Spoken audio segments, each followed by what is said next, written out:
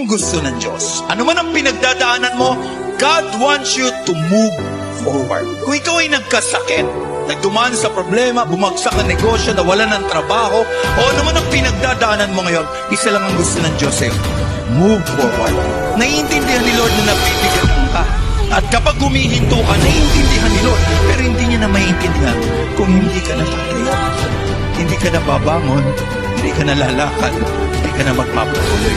Kapag sunod-sunod na yung palo, umiyak ka kay Lord. Humingi ka ng tawad. Don't have that defeated mindset. Hindi kalooban ng Diyos na ang laman ng isip mo ay palaging natatalo ka.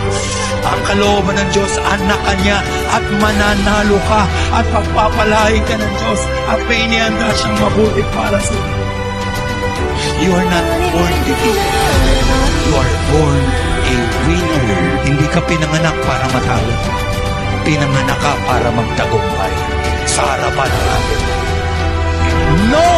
We are more than conquerors through Him. Lakas! Jesus Christ will love us. Maraming bigat, dala-dala tayo.